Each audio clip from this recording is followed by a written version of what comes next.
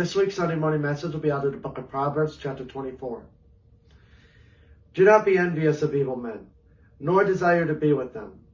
For their heart devises violence, and their lips talk of troublemaking. Through wisdom a house is built, and by understanding it is established. By knowledge the rooms are filled with all precious and pleasant riches. A wise man is strong, yes, a man of knowledge increases strength. For by wise counsel you will wage your own war, and in a multitude of counselors there is safety. Each of us has his own battles to fight, and needs wise and frequent advice to fight them well. Wisdom is too lofty for a fool. He does not open his mouth in the gate. He who plots to do evil will be called a schemer. The devising of foolishness is sin, and the scoffer is an abomination to men. If you faint in the day of adversity, your strength is small. So what verse 10 is saying is that strength is not measured in good times, but in bad times.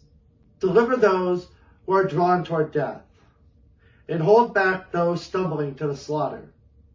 If you say, surely we did not know this, does not he who weighs the hearts consider it? He who keeps your soul, does he not know it? And will he not render to each man according to his deeds? Presented here with evangelistic fervor is our obligation to rescue the ignorant headed for destruction. God will not accept our excuses. My son, eat honey because it is good, and the honeycomb which is sweet to your taste. So shall the knowledge of wisdom be to your soul.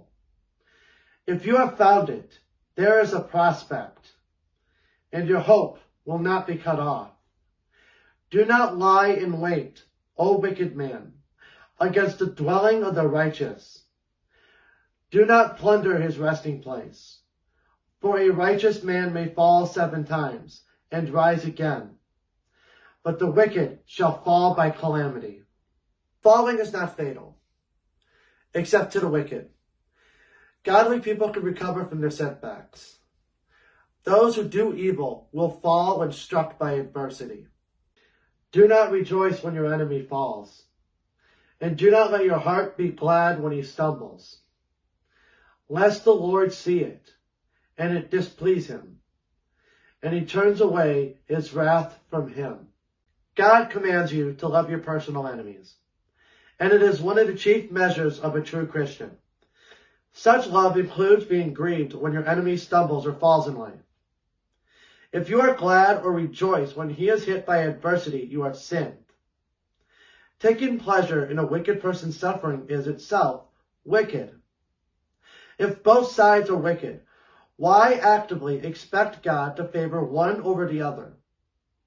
Instead of gloating over an enemy's trouble, believers ought to show compassion and try to lead them to repentance and faith. Do not fret because of evildoers, nor be envious of the wicked. For there will be no prospect for the evil man. The lamp of the wicked will be put out.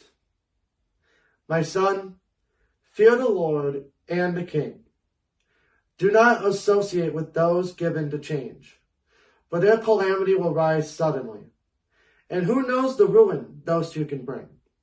Revolution against God or God's appointed government is forbidden. So verses 23 through 34 is another brief collection of wise men's sayings, similar in style to the preceding group. These things also belong to the wise. It is not good to show partiality in judgment. He who says to the wicked, you are righteous, him the people will curse. Nations will abhor him. But those who rebuke the wicked will have delight, and a good blessing will come upon them. He who gives a right answer kisses the lips. You should not pervert justice. You should not show partiality. And you shall not accept a bribe, for a bribe blinds the eyes of the wise and subverts the cause of righteousness. If a person is guilty, the judge must declare him guilty and assign an appropriate punishment for him. God does not acquit the wicked. He abhors evil and punishes the wrongdoer. Those known to protect evildoers will suffer from a bad reputation. Those who uphold justice and convict the guilty are respected. God calls people to have integrity and standing up for what is right, even when it is difficult, reflects God's character. Prepare your outside work. Make it fit for yourself in the field, and afterward build your house. So first give attention to what is productive, then to what is comfortable. Do not be a witness against your neighbor without cause. For would you deceive with your lips? Do not say, I will do to him just as he has done to me. I will render to the man according to his work.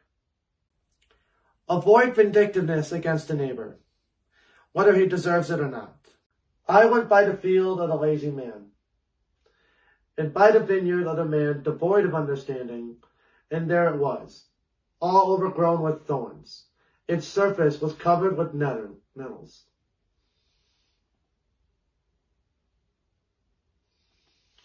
I went by the field of the lazy man, and by the vineyard of the man devoid of understanding, and there it was, all overgrown with thorns. Its surface was covered with nettles. Its stone wall was broken down. When I saw it, I considered it well. I looked on it and received instruction. A little sleep, a little slumber, a little folding of the hands to rest. So shall your poverty come like a prowler, and your need like an armed man. Observation of the lazy man's farm makes vivid the tragedy of idleness. The industrious instincts shame lazy humanity. Proverbs condemns the sluggard's passivity, lack of initiative, the habit of procrastination, obliviousness to the desired results, and lack of discipline. Thank you for watching. Next week we'll be continuing out of the book of Proverbs with chapter 25. God bless.